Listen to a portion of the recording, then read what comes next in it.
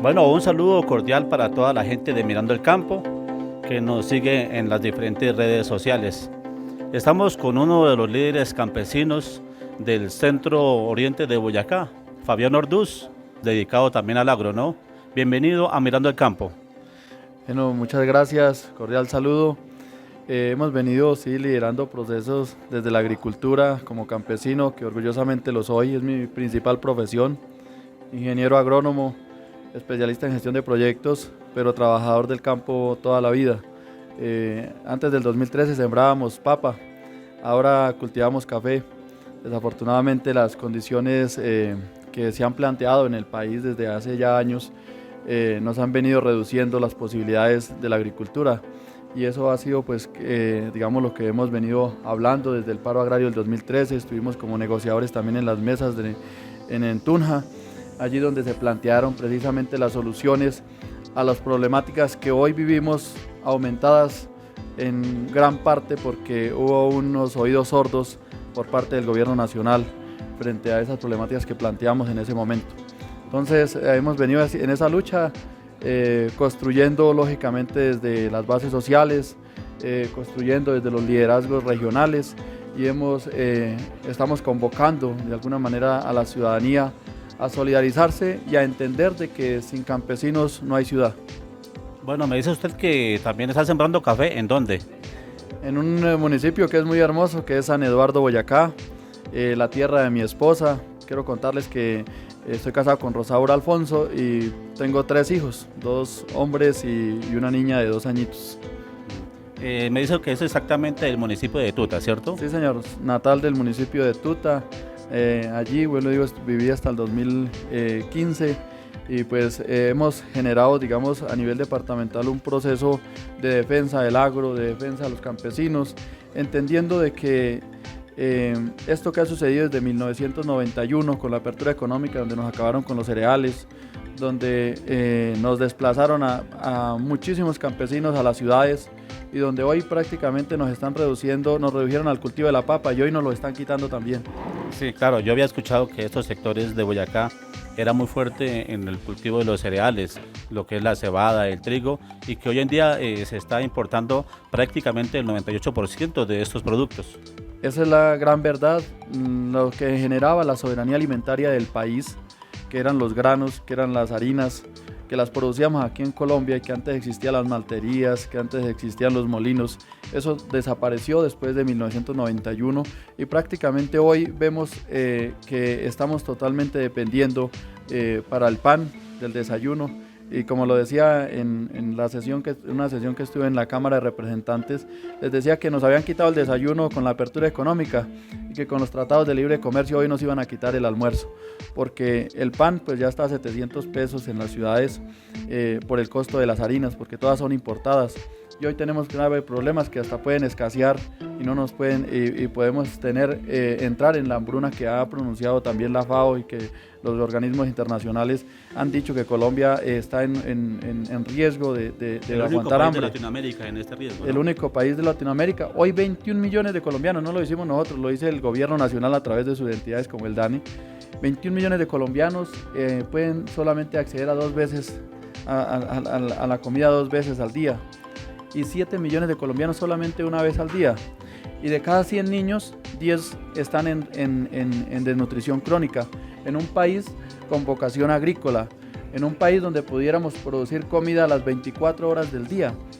Pero el neoliberalismo y quienes nos han gobernado desde ya más de 30 años, nos han reducido prácticamente, nos han quitado prácticamente hasta el derecho de cultivar nuestras tierras.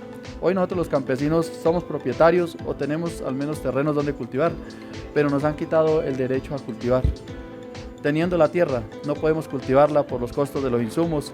Denunciamos que los insumos agropecuarios deberían ser producidos en Colombia, y deberíamos tratar de dejar de depender tanto, pero no nos hicieron caso tampoco, y hoy tenemos bulto de fertilizante a 210.000, y lo que anuncian es que va a seguir aumentando. Entonces, ¿qué quiere decir? Que se va a volver casi imposible cultivar, y eso está generando una inflación en la canasta familiar que hoy es insoportable para la clase media y la clase trabajadora.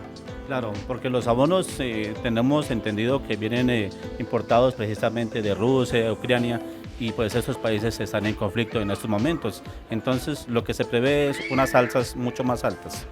Claro, digamos que vea que depender no es tan bueno porque cuando se generan conflictos o se generan cuestiones como la pandemia, los países que sobreviven y en mejores condiciones son los que tienen autonomía, los que tienen soberanía alimentaria, los que tienen soberanía en su producción. Y yo creo que el gran error y lo que ha sucedido durante las últimas décadas es que nos han quitado la soberanía del país. Entonces yo me pregunto, ¿dónde está la libertad de un país democrático? O sea, si no tenemos comida, ¿será que somos libres de verdad? Sí. Nosotros tenemos una gran dependencia hoy, casi dependemos un 60% de la alimentación que producen otros países y que si nos la quieren mandar nos la envían y si no, de lo contrario, nos pueden poner a aguantar hambre como ya le está pasando a millones de familias colombianas. Yo creo que eso es algo que hoy nos debe preocupar y por eso pues en nuestra lucha y hoy estando aquí en Chiquinquirá, una ciudad hermosa, la tierra de la Virgen. Una tierra de la Virgen de Chiquinquirá. La verdad que y con la acogida de tanta gente maravillosa con las que hemos conocido hoy y con los que hemos dialogado, líderes, yo creo que entendemos todos de que definitivamente el campo necesita ser salvado. Necesitamos salvar a los campesinos, necesitamos salvar el agro en Colombia. Y yo creo que esa tarea no se la podemos dejar a los que nos han destruido. Esa tarea tenemos que asumirla nosotros desde lo regional, desde los territorios. Al pueblo, a los campesinos, pero no solamente a los campesinos. Yo lo dije también en el Congreso. Salvar el campesino, salvar el campo, no es solamente una responsabilidad de campesinos, es una responsabilidad de los 50 millones de colombianos, porque el ser humano necesita comer todos los días. Y quien provee esos alimentos son la gente que labra la tierra, que labra el campo. Y hoy ya estamos envejeciéndonos. De hecho, ¿verdad? Hay que invitar a los jóvenes a que reflexionen, a que si no se apropian del campo, no ven en el campo una forma de vida, pues tengan la plena seguridad que son nuestros jóvenes y nuestros hijos los que van a aguantar hambre en el futuro. No, es verdad. Y dicen que el que tiene la comida tiene el poder. Quien tiene la comida tiene el poder, desde luego. Vuelvo y digo, o sea, la soberanía alimentaria es eso, es poder, es libertad. Y yo creo que hoy Colombia hemos perdido esos valores. Y yo creo que hoy tenemos que hacer que la gente entienda de que aquí el campesino no lo pueden reducir únicamente a ruana y sombrero. El campesino es más que eso. Una persona intelectual, el campesino provee lo fundamental para la vida. El campesino provee la tecnología y de hecho el conocimiento para producir los alimentos que llegan a la mesa de millones de colombianos. Hoy miramos cómo los paperos se quebraron y hoy miramos que tenemos, hace 6 meses teníamos la papa, los campesinos tenían que salir a vender la papa en las vías, en las calles, y hoy tenemos la papa a 400.000 pesos la carga. Se volvió un privilegio comer papa. Privilegio de ricos, ¿no? Privilegio de ricos comer papa y comer carne. O sea, que se va a volver un privilegio alimentarse en este país. Es la pregunta que hoy hacemos. Y esto todo se lo debemos a una clase política tradicional, a una clase política corrupta, que han ido quitándonos, vuelvo y lo digo, el derecho a producir, pero también le están quitando el derecho a alimentarse a los ciudadanos. Y yo creo que en eso nosotros como ciudadanos tenemos que despertar, tenemos que generar esperanza. El país tiene que industrializarse nuevamente, agroindustrializarse. Tenemos demasiado conocimiento, nuestros jóvenes estudian, pero nuestros jóvenes no pueden seguir estudiando para coger una hoja de vida e irse a arrodillársele a un político para que les dé una OPS. Y aparte de eso, que los obligan hoy en día hasta a votar, los obligan a hacer lo que no quieren, pero es la única manera de garantizar el trabajito, porque ya no hay trabajo, porque no hay industria, porque no hay empresa, porque no hay microempresa. Y yo creo que nosotros tenemos que volver a recuperar nuestra actividad productiva, que nuestro conocimiento se vuelva en la mayor riqueza del país y es generar valor agregado a todo lo que nosotros producimos. En el 2013, cuando hicimos las movilizaciones agrarias, los politiqueros nos dijeron que no hiciéramos política, que bacano que lideráramos el paro agrario, pero no hagan política. Y nosotros creímos ese cuento y no hicimos política. ¿Y eso a qué se redujo? A que llevamos 8 años después del paro agrario y no sucedió nada. Luego viene en el 2018, hicimos una tarea de rebeldía. Luego de que le preguntáramos a un político al cual íbamos a ayudar qué se podía hacer para solucionar un problema del sector papero que había en ese momento, es una crisis, Y este político, la respuesta que nos dijo fue: no siembren papas y no siembren uchuvas. De hecho, hoy es representante a la Cámara y sacó una votación inmensa en Boyacá. Ese día dijimos: vamos a ser candidatos, así saquemos el voto nuestro, porque no podemos seguir apoyando a gente que piensa de esa manera, porque quienes piensan de esa manera son los que nos han llevado a la pobreza. Y decidimos hacer un escenario de político de rebeldía y fuimos candidatos a la Cámara. Perdimos la credencial por menos de 200 votos. Nos ponían 800, sin embargo, hicimos un trabajo honesto, de a pie, y logramos que la gente creyera en nosotros. Perdimos la credencial, pero más sin embargo pudimos estar en el año pasado 4 meses en la Cámara de Representantes, haciendo la licencia de maternidad de Neila Ruiz, donde pudimos demostrar que como campesinos somos capaces, que sí podíamos llegar allí y hablar y visibilizar todo lo que estaba pasando con las mayorías de este país y especialmente con nuestro gremio. Y yo creo que hicimos una tarea, muy bien hecha, juiciosa, y demostramos que los campesinos no solamente que lo hacemos de corazón y lo hacemos por orgullo, eso no es para que nos tengan lástima, trabajamos honradamente en el campo, sino que también podemos llegar a estos escenarios a trabajar honradamente y con los principios de un campesino. Usted sabe que un campesino no le quita nada a nadie, un campesino es de palabra, un campesino es transparente. Sí, verdad, ¿Sí? claro. Nosotros los campesinos no trabajamos el agro solamente para enriquecernos, para ser millonarios, multimillonarios. Nosotros no trabajamos el campo para eso. Nosotros trabajamos el campo para vivir bien y para producir alimentos. Y yo creo que esa es la mayor bendición y la mayor garantía de que si un campesino llega al poder, llega para hacer las cosas bien. Y nosotros siempre hemos dicho también que nosotros los campesinos no solamente podemos servir para votar. De hecho, los campesinos somos los primeros que el domingo nos ponemos nuestra ruanita, madrugamos a ordeñar las vacas temprano y salimos a votar. Salimos a votar muchas veces por nuestros verdugos. Claro, es ¿Sí? verdad. Sí, es verdad. El campesino no podemos seguir pensando que servimos solamente para votar. Nosotros también debemos tener vocación de poder para defender nuestros intereses. Pero bueno, ya antes de haber llegado usted a la Cámara, también había sido concejal de su municipio. Sí, tuvimos la oportunidad de ser 3 periodos concejal. De hecho, en el paro agrario éramos de los poquitos concejales que salimos a enfrentarnos al gobierno nacional siendo concejales. Lo hicimos porque más que ser concejal, ser líder implica defender los intereses de las mayorías. Y entendimos que nosotros teníamos la vocación para salir a hacer esa movilización, defender el campesinado. Y bueno, fue una experiencia bonita. De hecho, tengo la votación histórica en el municipio de Tuta. Tuve la oportunidad de ser alcalde. Desafortunadamente, porque no tenía plata, no me dieron la oportunidad. Más sin embargo, hoy siento el cariño de los tutenses. Sentimos que hay un gran respaldo. Tuta, Boyacá, mi pueblo. Tuta, mi pueblo, sí. ¿Se acuerda? Tuta, Boyacá, sí, señor. Dejémonos de vaina. Aposentos Tuta. Sí, claro, y en Tuta, digamos que hubo un respaldo masivo, sin hacer una sola reunión en mi pueblo hace 4 años. Tuvimos una votación espectacular, la gente nos apoyó.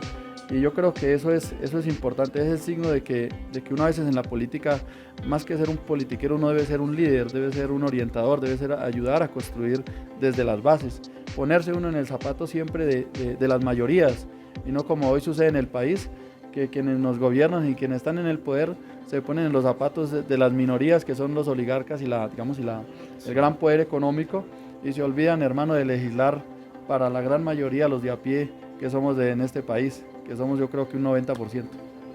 Bueno, ¿qué sigue para Fabio de ahora en adelante? A ver, primero seguimos construyendo el movimiento campesino. Sí, están haciendo un movimiento Sí, fuerte, ¿cierto? Sí, claro, entendemos de que hay que construir un movimiento campesino y queremos invitar precisamente también a través de este medio a líderes campesinos del departamento de Boyacá. Yo creo que nosotros no podemos perder la esperanza de que esto lo podemos cambiar nosotros. O sea, no esperemos que los de arriba nos cambien, porque los de arriba no nos van a cambiar. Llevamos 30 años sumisos y no han hecho nada por nosotros. Cambian para ellos. Cambian para ellos. Yo creo que aquí hay que hacer una invitación a que hay que reconstruir nuevamente la lucha campesina. Que esto no se ha perdido. Hoy quedamos menos campesinos, a veces de pronto con frustraciones, pero yo creo que vale la pena defender y salvar el campo. Yo creo que vale la pena dar esta lucha. Y yo solo no lo puedo hacer. Necesitamos crecer con muchos más líderes a nivel departamental y a nivel nacional. Y yo creo que este movimiento que se está generando, donde se está concientizando al ciudadano de la importancia del campesino, pero donde también queremos concientizar a los jóvenes, que son hoy ellos los únicos que pueden salvar al campo, que pueden salvar al campesino. Ellos son los únicos que pueden regresar a labrar la tierra. Nosotros ya estamos envejeciéndonos en el campo. Claro, ya tenemos canas. Y entonces, ¿quién va a producir la tierra? Es la pregunta. ¿Quién produce la tierra? ¿Quién va a producir los alimentos? Y yo quiero decir a los jóvenes que en el campo hay una gran oportunidad de vida. Ahí están las materias primas para hacer las mejores empresas, para hacer los mejores proyectos de vida, para generar los alimentos que requieren hoy no solamente los 50 millones de colombianos, sino miles de millones de personas en el mundo que cada día exigen más alimento, que cada día piden más alimento. Y nosotros, como lo decía al comienzo, tenemos una gran fortuna, que nosotros podemos producir la tierra 24 horas al día, los 365 días del año, porque nosotros tenemos todos los pisos térmicos. Tenemos la diversidad de alimentos que usted se pueda imaginar, los podemos producir en este país. Eso no lo tienen los europeos, y entonces ¿por qué los europeos producen más comida que nosotros? Es la pregunta. Buena pregunta, Algo está pasando. Algo está pasando. Hay algo que está mal. Hay algo que va por mal camino. Y la pregunta es, ¿estamos dispuestos a seguir por ese camino? ¿O redireccionamos esta cuestión? Y yo creo que por eso es importante unificarnos. Aquí entre más nos mantengan divididos los campesinos, pues ellos contentos. Algo que estuvo el paro agrario, ¿por qué se generó? Porque logramos ponernos de acuerdo todos los gremios y salir al mismo tiempo. El gobierno siempre nos quiso mantener cada uno por su lado, porque no le interesa que los campesinos nos unamos. Divide y reinarás, ¿no? Y divide y reinarás. Y la pregunta hoy es, las negritudes tienen su representabilidad y sus partidos políticos en el Congreso. Las FARC tienen su representación y sus partidos políticos en el Congreso. Las mujeres ahorita impulsaron su partido político para llegar al Congreso. Los indígenas tienen su representación y tienen congresistas. Y la pregunta es si 12 millones de campesinos, que hemos sido los más aporreados por la violencia, por los tratados de libre comercio, por la apertura económica, 12 millones de campesinos, ¿por qué no tenemos representabilidad real en el Congreso, ideológica y de pensamiento? Es la gran pregunta que también nos hacemos. Son los interrogantes que hoy nos permiten a nosotros decir que debemos tomar un rumbo, y que debemos crear un objetivo, y que debemos generarnos un tema de conciencia donde el campesino se vuelva el centro del desarrollo económico del país también, y que sea la base para todo lo que implica la vida del país. Yo hablaba ahorita con unos líderes aquí en Chiquinquirá y les decía algo.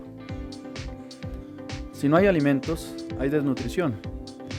Y una persona con desnutrición, si una mala alimentación, ¿qué genera? Una mala salud.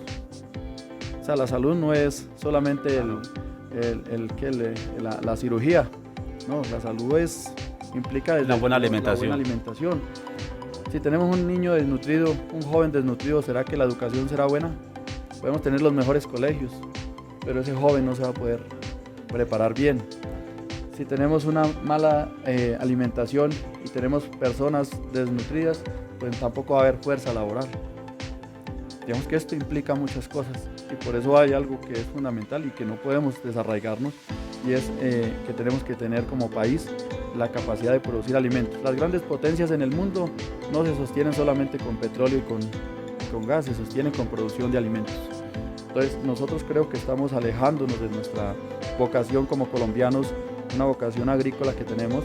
Nos hemos alejado durante los últimos años, y yo creo que eso ha llevado a la crisis actual, donde se convierte en un privilegio prácticamente alimentarse hoy en día, y estamos llevando a nuestra población al hambre, y estamos dejando de producir nuestras tierras, teniendo derecho a producirlas, y teniendo la propiedad y teniendo el agua, porque somos un país rico en agua también.